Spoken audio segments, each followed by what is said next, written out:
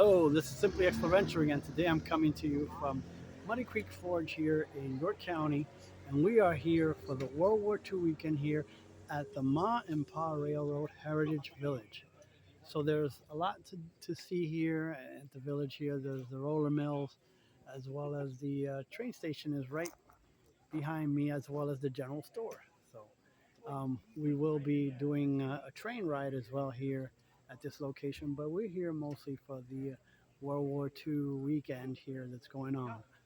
So if you enjoyed history like I do, whether it be World War II, Civil War, whatever engagements we've been involved in, come and see what this has to offer. So they're getting ready to do a battle reenactment of some sort here. I was just informed by this young man there that has the beige Italian outfit, but he's with a German unit. They're getting ready to do something here, so we'll see what it is. He didn't say it to their face. Like, well, guys who are fit enough can't afford this stuff. Because they're all young. All guys couldn't pay $600 for it. Yeah. Civil War was definitely bold.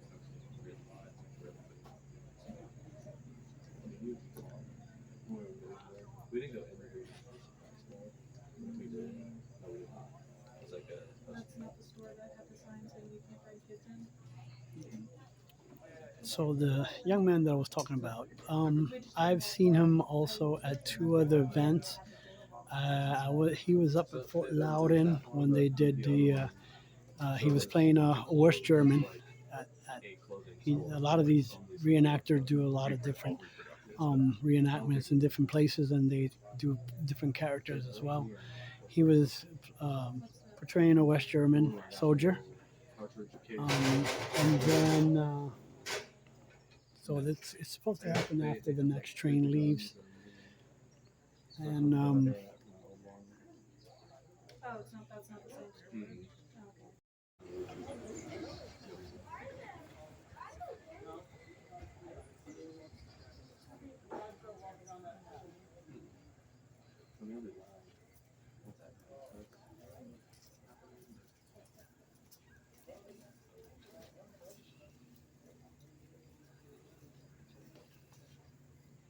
This is mine.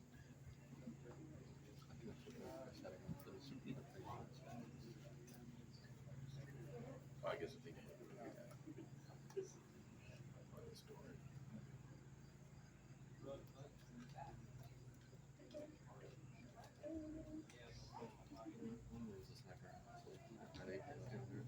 Did you find a frog?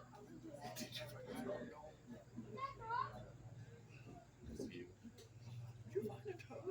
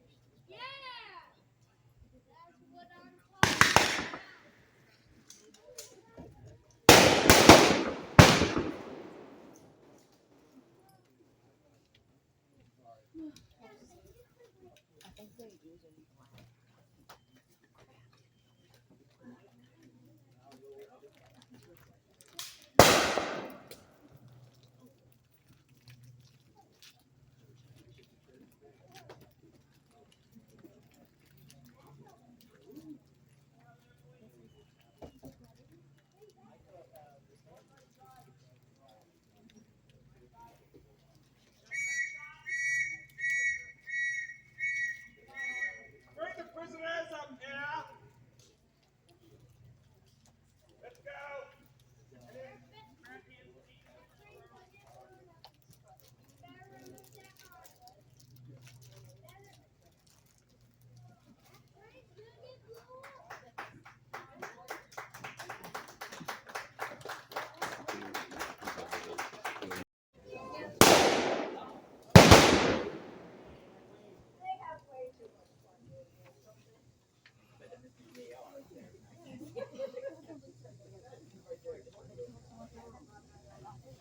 Like the friend in the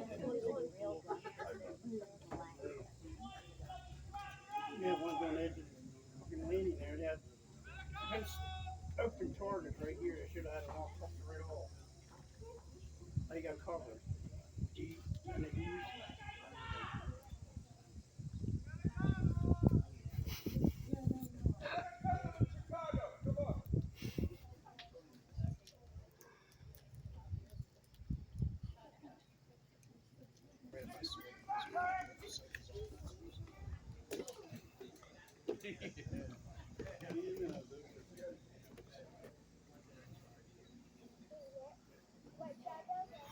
So they kind of put a mine there on the track.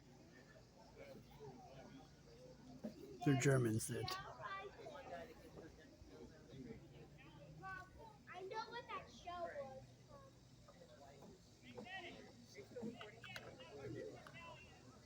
That show is from that thing that I felt go through my. So I wish I could.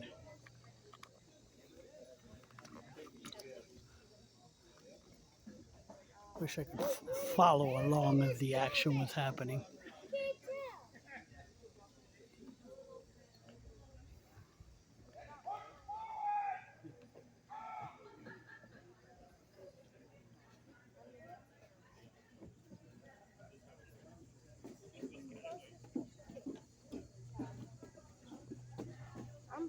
I'm filming this too. Good. There. This is not my phone. I didn't bring one.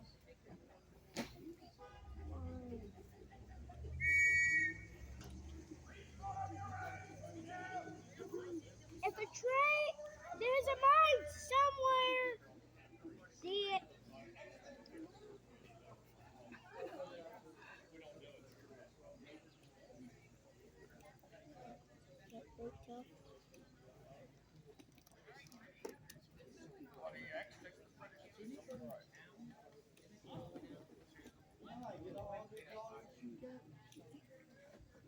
Is the war over? Is the war over? No, it's not. I guess. Getting all the prisoners back. Yeah, you captured the flag.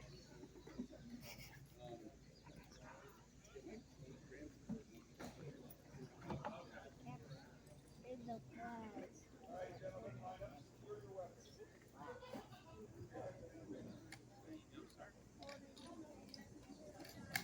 There's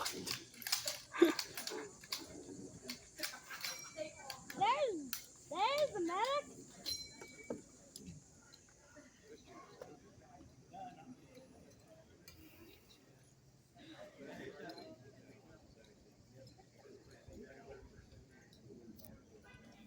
All right, you're alive now. I said so. Stand up and secure your weapon. All right, there you go, lads. Another victory for the Allied forces. Another victory for America. Big red one. All right.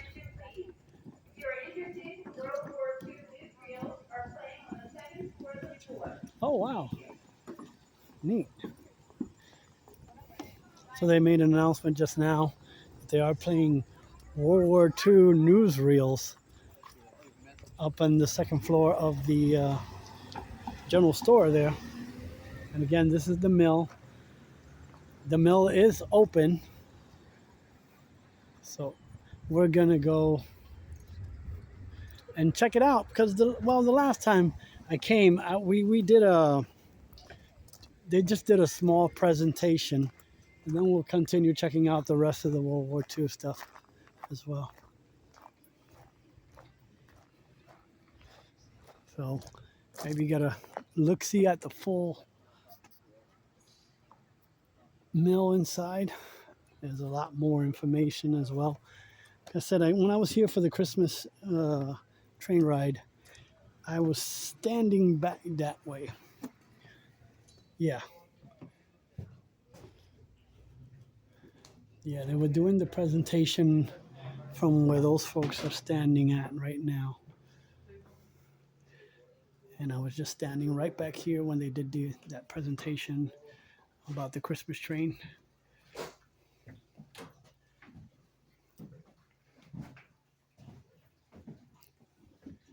So cool. Hello, welcome to the mill.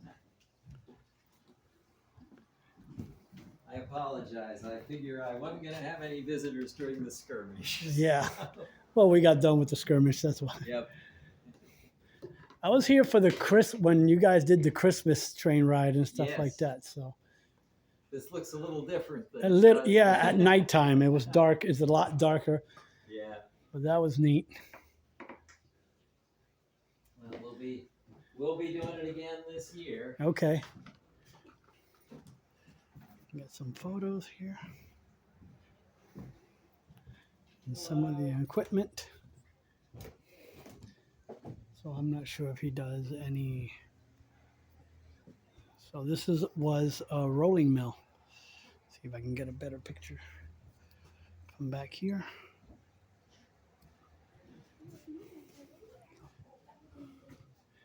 They did grain cleaning, grinding, bolting or sifting, purification, and then packaging or packing to white flour. From raw wheat to white flour. There's some of the equipment, and there's some of the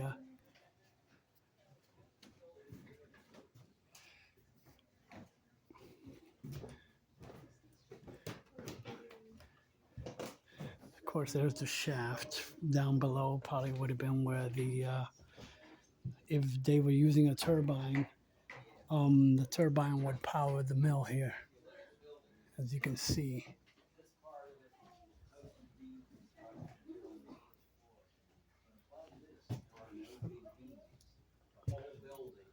I haven't seen this part of the mill, so this is all new to me.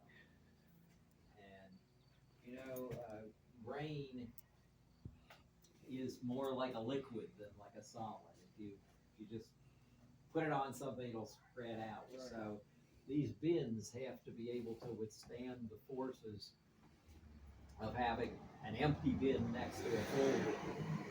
And that's what this interlaced, heavily stacked wood gives it.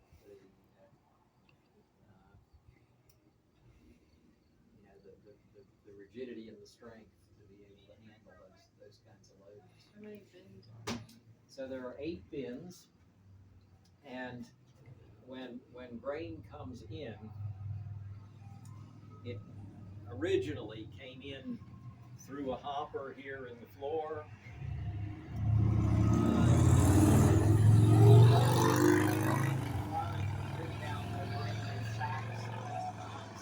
Pass it in the door, they dump it down in here.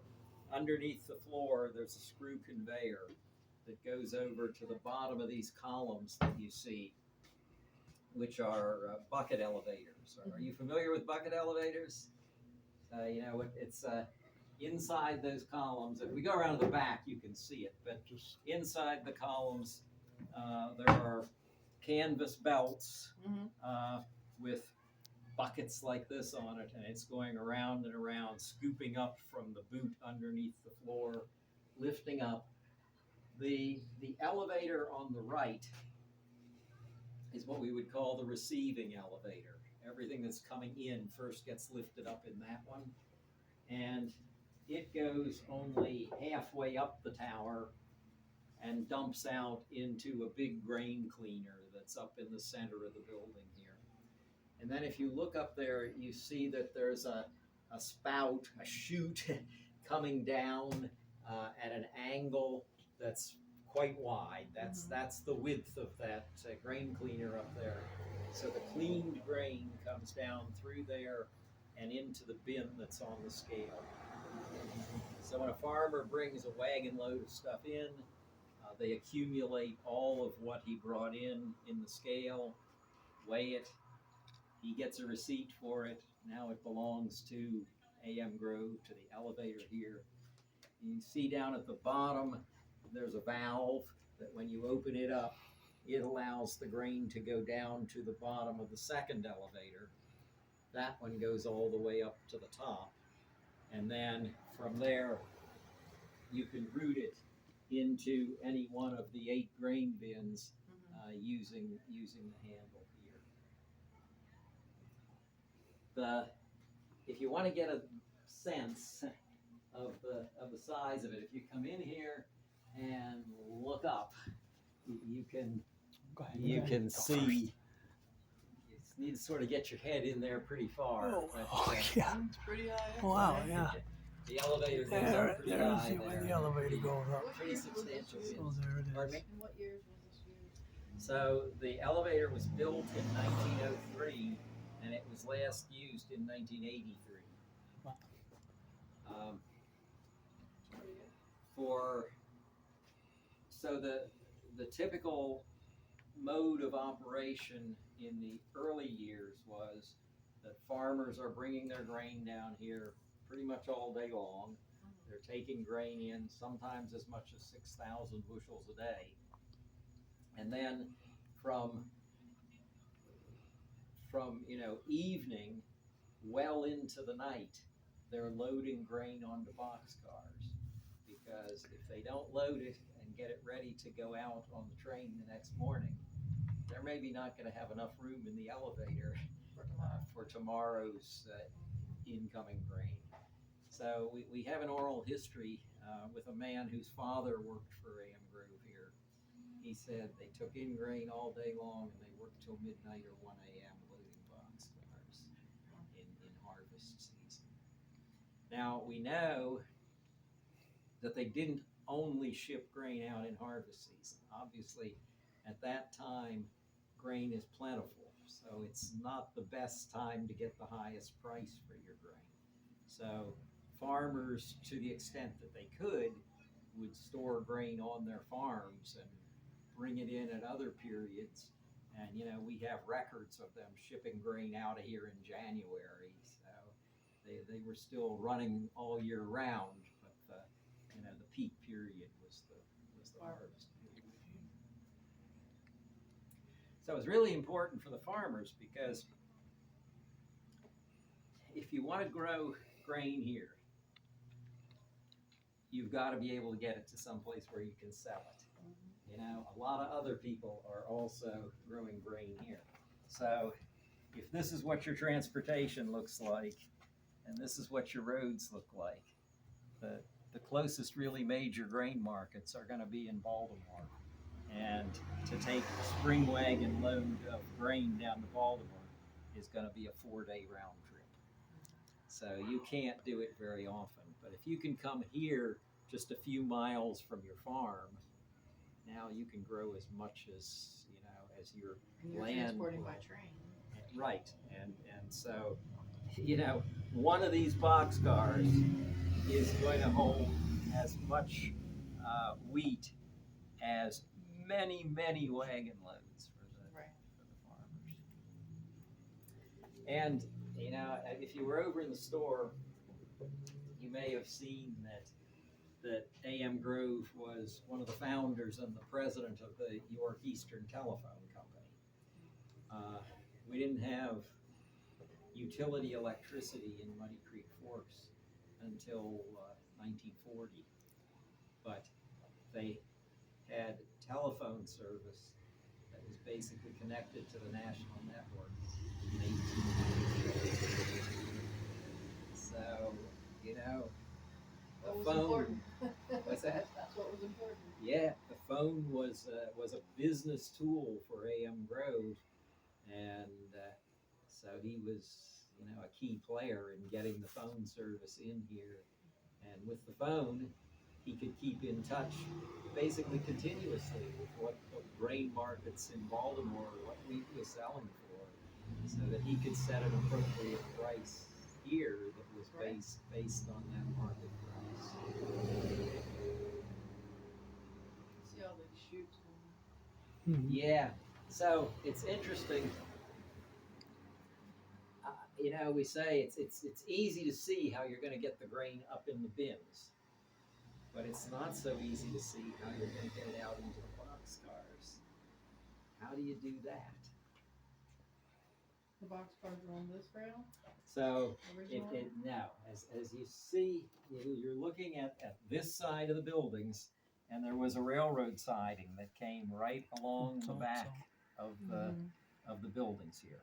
So the boxcars that you're going to load that grain in are going to be sitting here right outside this door. Now, you might think that if you want to get it out that way, the spout should point that direction, wouldn't you think? But what about the ones that are way over on the other side? It's not obvious what you're going to do. There's a clue, and the clue is that all of the spouts point in toward the center. And then what you did to get the grain out was you took a transfer chute like this, and they had extensions for these so they could make them as long as they needed. And this comes over here and gets strapped right onto here. And if you look, it's pointing at a plug in the floor. If you follow all of these pointed places where you can get down through the floor. Below there is a spout that goes back to the bottom of the elevator. So when you want to get grain out, sorry. No. When you want to get grain out, you take it back to the bottom of the elevator, which, there are two things you can do with that. If you're keeping grain for a long time in the elevator, you also have to rotate it, because if you just let it sit, it'll mildew. So you have to periodically rotate it. So that's one thing you can do. You can lift it up again and put it into a different bin. But 1, 2, 3, 4, 5, 6, 7, 8, 9. There are 8 bins. That 9th position goes outside. So if you look here, this is the latest way it was done. You see there's a spout coming down from above. The spout. That's where that 9th position goes. Originally, when you were loading boxcars, this is set up now for loading trucks, because you're going to load trucks from the top. But when you were loading boxcars, you were going to load them from the side. If you look up there, you see that round hole? That's where the grain went out. Right up above there, the spout came down through there. In front of this blower, there was an L bend in it, and the blower blew the grain out through the side of the building and into that spout that's hanging in the back corner. If you look at it, you'll see it's got handles on it. And a man would get in the boxcar with it and distribute. What's the blower makes sense? Pardon me? The blower makes sense. Ah, the blower right here. Yeah, yeah. No.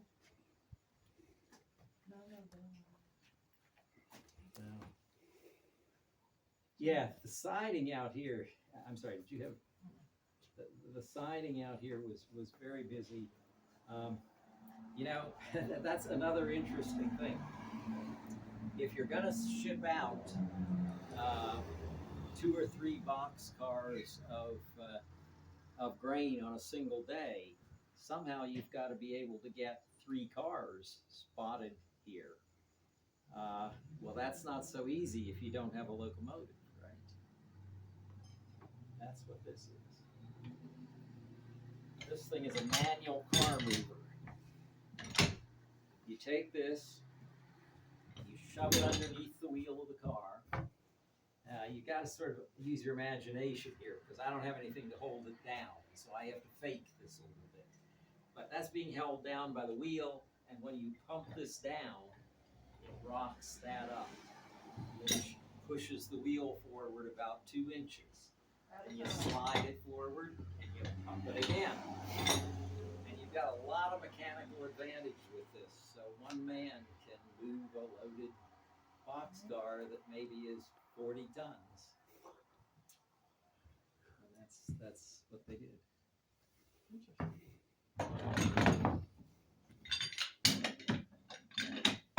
I suppose the train would come the next day and hook up and take it. Yeah. So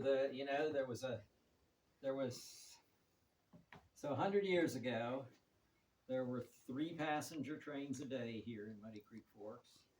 The 2 through trains, morning and afternoon, going north, Baltimore to York, and south York to Baltimore. And then there was a morning train, an earlier morning train, going from Delta into York, and an evening train coming back from York down to Delta. So you had six passenger trains a day, and on 6 days a week, you had a freight train going the length of the railroad, either direction. So if they've got cars of grain here waiting, the southbound freight train in the morning is going to be picking up these cars off the side.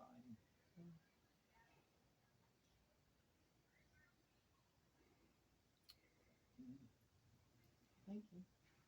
You're welcome. I have a question. What's the difference between a rolling mill and a grist mill? Okay. Well, that's a good question. So if you come around here, you can look at a roller mill. You can get a good look at a roller mill with the feeder section off. So on the typical mill with flat stones, you have a stationary bed stone and a runner stone that moves on top of it, and the grain is ground between them. On roller mills, the grain is ground between chilled iron rolls.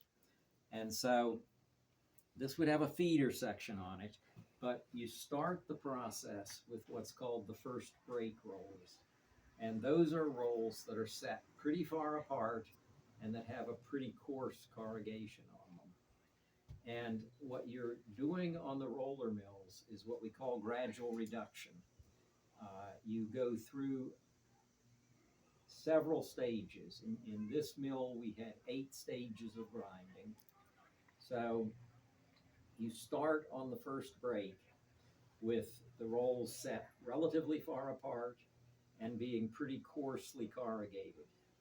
And if you look carefully, you'll see that these corrugations are not parallel to the axis. They run at an angle to the axis. What happens here is one of these rolls is turning fast, the other one is turning much slower. As the grain comes down, the corrugations on that slow roll hold the grain back, and the corrugations on the fast roll come around and cut it open. And that's why you've got this angle, because as the two approach each other, they're coming like this, like a scissoring action between the two, which isn't really grinding, it's really cutting the grain open. And the result of that is that the endosperm, the flowery part, gets fragmented into particles of all sizes. But the bran, the tough outer sort of papery part, gets cut open and left in pretty large sheets that you can then sift out. And at every stage, you're continuing to grind in a way that keeps the bran in particles that are larger than the flouring material. So you can get a much better yield of white flour by doing that. Okay. Good to know. I had to ask because Yeah. I wasn't sure of the difference between one and the other. The key thing in the roller milling is really the sifting, because the sifting is what separates out the components at each stage of grinding to send them to whatever is appropriate for whatever machine is appropriate next for them. So that might be, if it's relatively fine bran, middlings, it might be the middlings purifier. If it's coarse bran flakes, it might be the bran duster. And if you've got material that's quite fine, it might be the flour dresser. So it's the sifting process that routes everything through the mill automatically. Oh, wow. Interesting. Very interesting. I love this.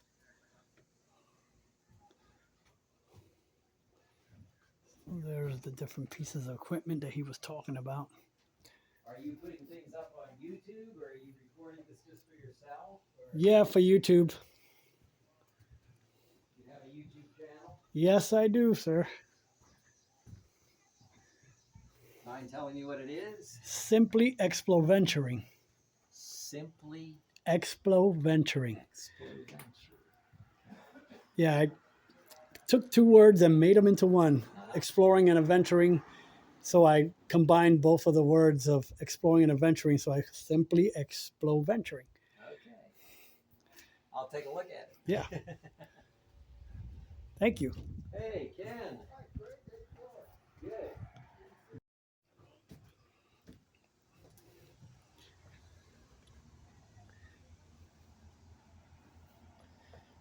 It's funny that the train track runs over here, but where they would load it would be on that side over here. As he just mentioned, this is the side where the siding would have come along with the boxcar, and then they would have filled the boxcar up here.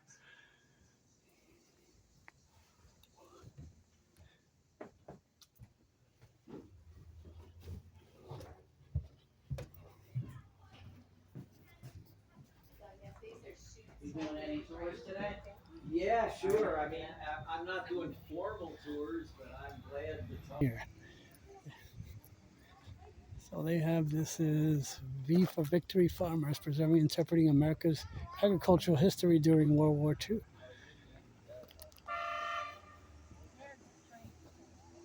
And they're at a green castle. Cool. Yeah.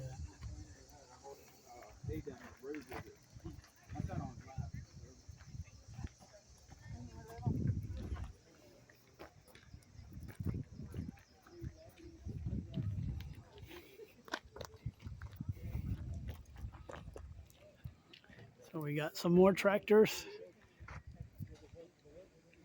In my prior venture, we were at a steam show up at correction. I said Williams Grove. Well, we were at Williams Grove, but oh, they do have more stuff over there. May have to head up back that way and check it out first. But now I have to go back up again. Oh no, there's another stairway up this way. So we're here at the by the parking lot here of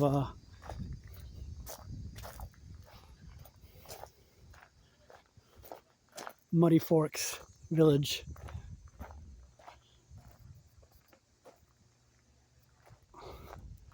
And now we're gonna go down. Well, there is a walking tour that I see. Well, that's weird. It's way up here. This is stop number 16, so straight line of trees and brush running diagonally across from the field marks the path of the former tail race. So the tail race was over here, through which the water from the mill returned to Muddy Creek. The railroad crossed the tail race at this point on timber trestle 60 feet long and 13 feet high above the water.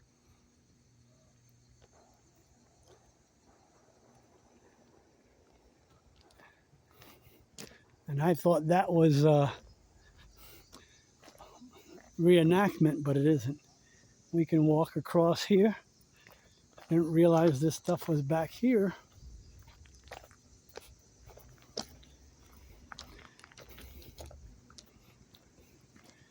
Now, as I was mentioning, is they want to continue running the line. Oh, cool. Look what's coming down. Oh, maybe there is something going on this way. Is it another skirmish? Here comes the Jeep rolling down. Happen to catch him right now.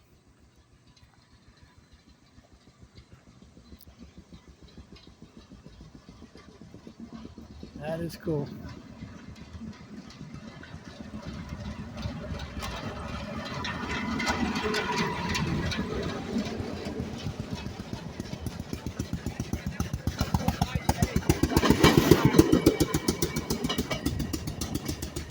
That is a speeder. Cool. Happen to catch these guys coming right through down through. So there's a few caboose, and I guess they run tours with this. Oh, it says Maryland and Pennsylvania. I'm glad I wasn't walking in the gauge, because that was coming. So there's some equipment here as well.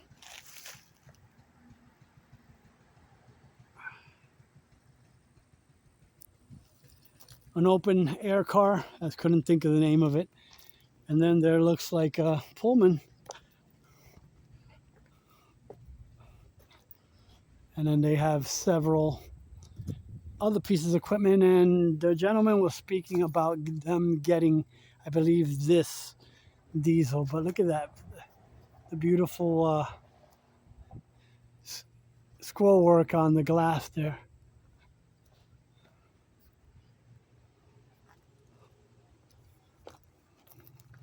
So we have a CSX crane here.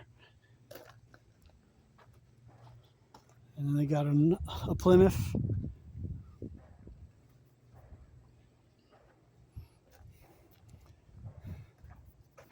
So here's number 82.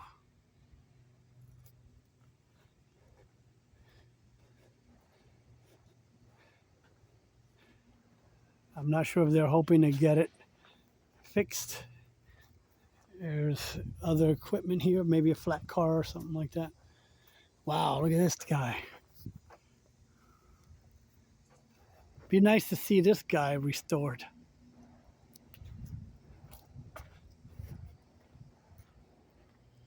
I wonder if they're doing something with the reenactment back here. It doesn't look like it. Looks like it's private property or beyond this point. Somebody maybe target shooting. Yep.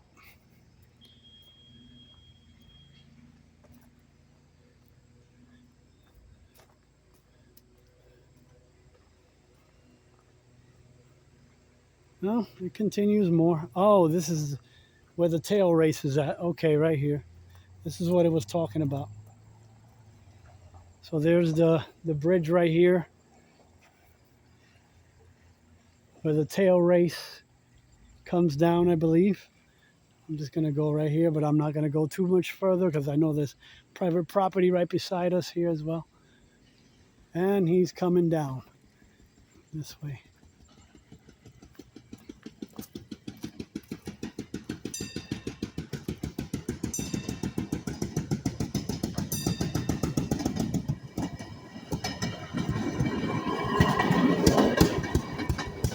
I'm wondering if they're offering rides, because if they are, I'm going to go on that ride.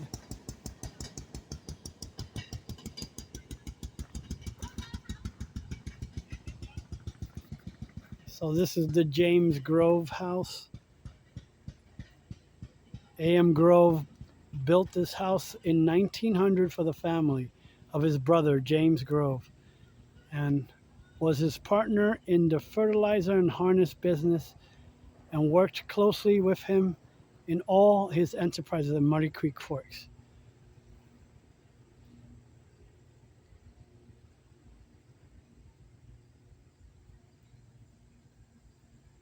So continue, walk between the siding, which is, I think, oh, the siding is over there. There's the siding right there. And the main track. Team track is to your right. So this gentleman is doing, there's a gentleman, there's a nice little bridge right over there.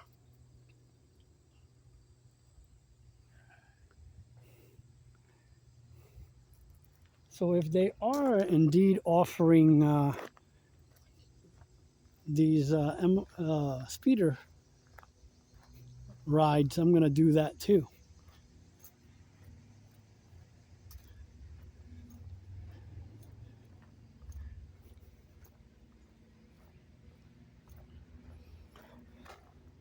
So again, I'm not sure how far down the track we're allowed to go.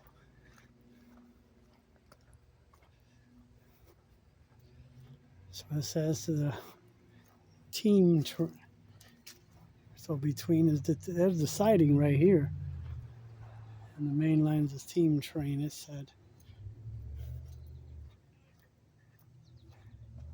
Again, here's the crane.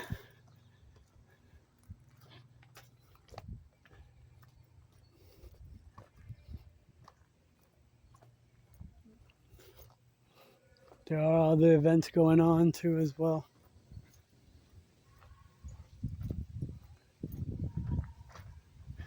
They're making an announcement of some sort.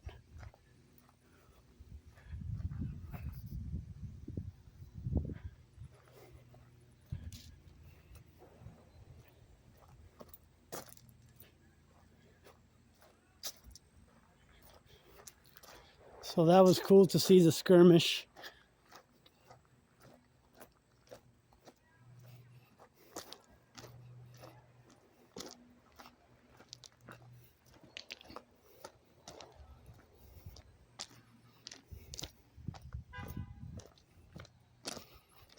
I'm going to ask the gentleman that was operating the MOW there was the speeder, if they're offering rides.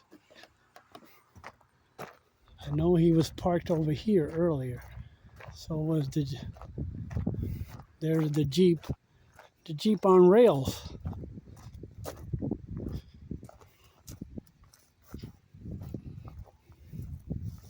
Well, while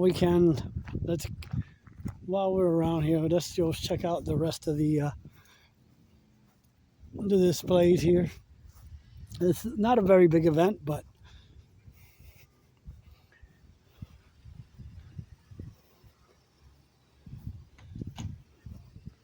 if you like World War II history,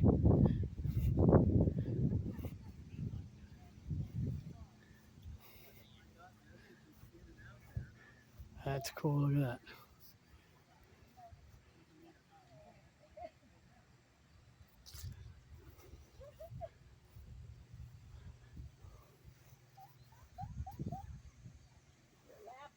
MK, it's an MK2. British, probably. Yeah, this is British made. Yeah.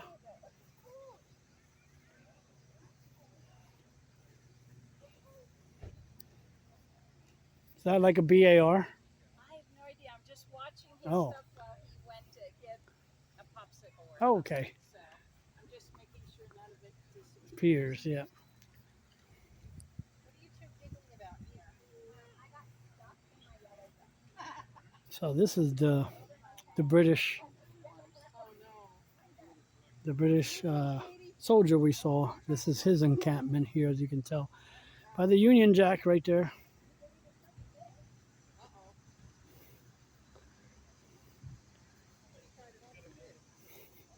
And this is a field shower,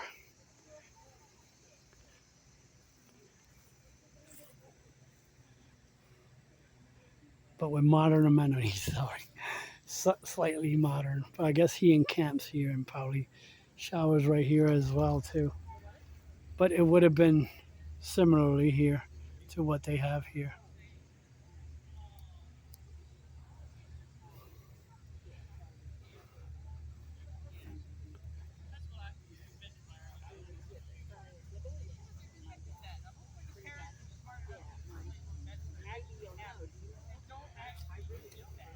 Not to worry, this is more Civil War type tent. Obviously, these are World War II tent. So this is Company K, 179th Infantry Regiment, 45th Infantry Division. He talks about round fingers, flat fingers. Grills were different. Cool. Some were stamped and some were Cool. They actually have a mail bag and everything from when they would do mail call. yeah, Wow. Neat. Cool. GP small, probably.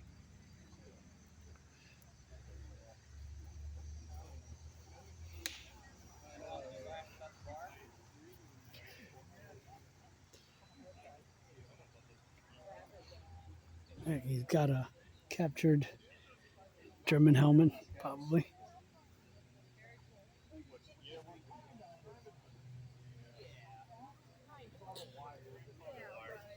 I think this also. Yeah. And it does say signal corps, to be fair. Yeah. He's, I think, helping, what's his name now?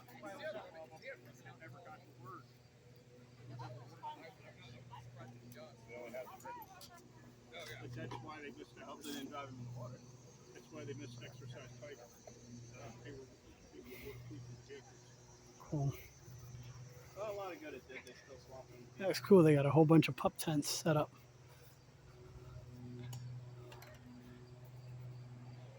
Oh, now that's got to dry. Sweet. I think it is someone. I just want to get a picture inside here. Cool. Dried out, warmed up, stretched.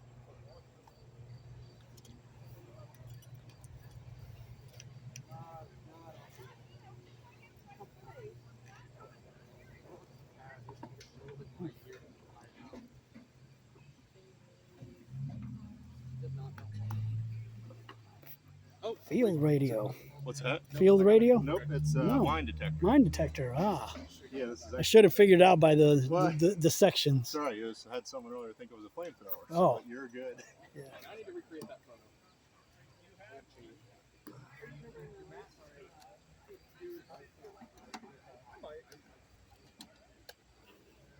Depends on how much I feel like packing. Well, I know a guy, he's here, Charlie Crow. But yeah, I tell you what, your helmet falling off my head was hilarious. So he's packing up his mine detector. Position, and my leg decided to do one of those, you know, like this. And I went, and I fell to the ground, the helmet went I will say, I do kind of like that my helmet does that because it adds more realism. when I get killed. Yeah. Except for me, I wasn't getting killed, I was just tripping on the ground. It would have looked cool if you were getting killed. Then you're like, Because literally it was this, it's like, oh!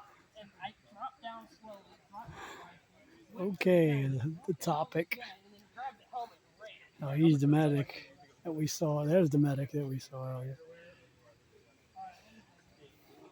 M1 Garand.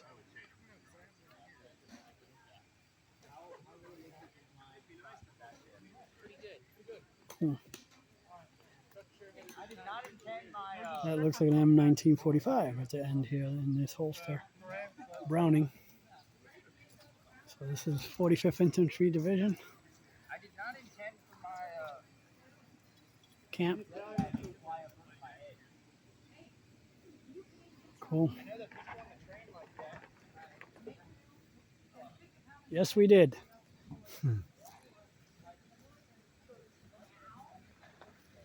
Oh. So there's a whole bunch of books about World War II. Oh, cool. So it's basically a mobile home, a true mobile. It's a representation of what the American home front house would have looked like back in 1944. So welcome to the American home front house display of a home during World War II. Step back in time to 1944.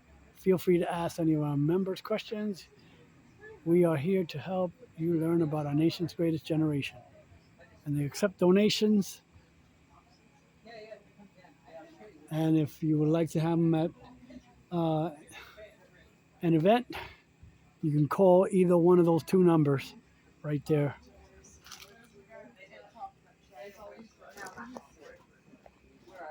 So let's. Oh yeah, I had a double. Cool, look at that. I love that. You like cutting the watermelon? Yep. Let that mess go down Wow. the sink. Yeah. All right. Let me just see if my husband is coming. So Hi, come on. How you doing? Head into the bedroom first, Oh, wow. and then you go that way. Alrighty. This is 1942, a young lady's first apartment. Okay. Here you go. I have my favorite shoes with me today. I just I love them.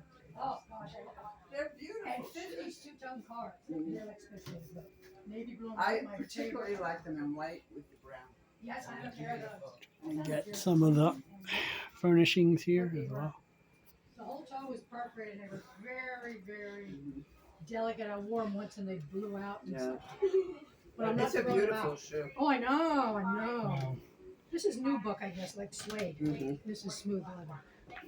But I had them on for a while. Kitchen Hi. sink, Look, they're a nice Come on in. size. stove. Wait, is that the way you put the ice on the top? Yep. Yeah. Iceman brings it in the And I house. like I to open remember it. those Sure. days. Yeah, we just get a bag of it. Because well, the driver of the truck came up with this idea.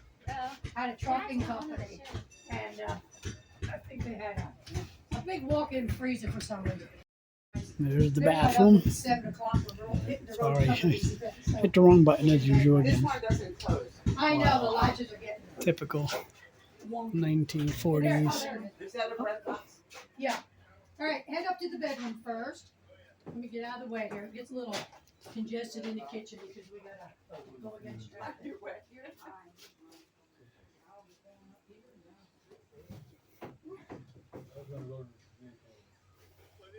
I'm sure that this would have been more than this house.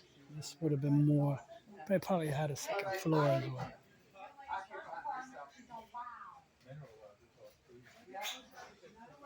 Wow. 1940s era phone. That's a good one.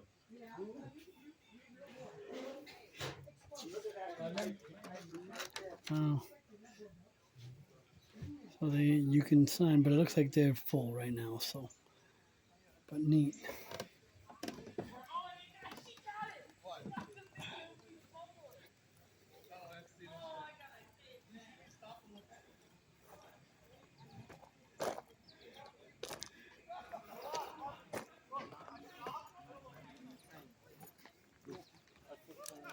I'm going to ask this gentleman over here if they are offering rides on the speeder.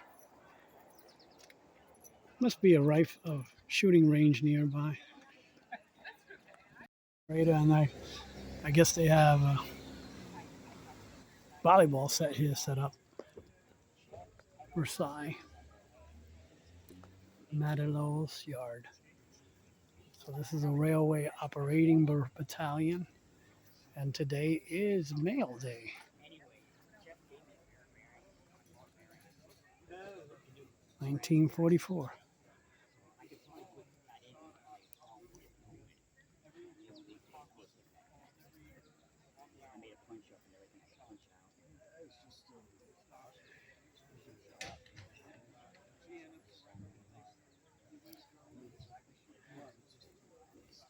So there's the track gauge. That's how they would keep the tracks straight. I just took a hammer and hit the side of the casting and bang. K rations. Oh, That's what I had to. I'll bring the dent back out later. Let's see if they can cast it. Yeah, cast it.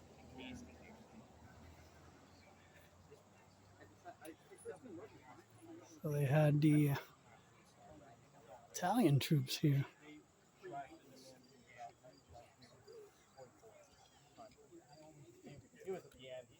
He was an engineer by trade. His job was building bridges, and they brought him in because they wanted him to blow up bridges.